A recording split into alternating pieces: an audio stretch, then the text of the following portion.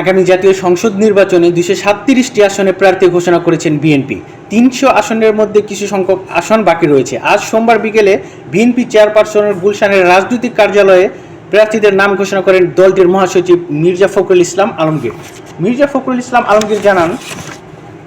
বেগম খালেদা জিয়া ফেনী 1, বগুড়া 7 ও দিনাজপুর 3 আসনের প্রার্থী হয়েছেন এবং জনাব তারেক রহমান প্রার্থী হয়েছেন বগুড়া 6 আসনের। এছাড়া ঢাকা 1 এ প্রার্থী হয়েছেন খন্দকার আবু আশফাক, ঢাকা 2 এ প্রার্থী হয়েছেন আমানুল্লাহ আমান, ঢাকা 3 এ প্রার্থী হয়েছেন গয়েশ্বর চন্দ্র রায়, ঢাকা 4 এ প্রার্থী হয়েছেন তানভীর আহমেদ রবিন, ঢাকা 5 এ প্রার্থী হয়েছেন নবিউল্লাহ নবী, ঢাকা 6 এ প্রার্থী হয়েছেন ইশরাক হোসেন,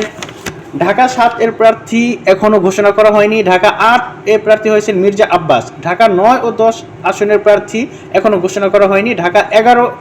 এর প্রার্থী হয়েছেন এম এ কাইয়ুম, ঢাকা 12তে প্রার্থী হয়েছেন সাইফুল আলম নীরব, ঢাকা 13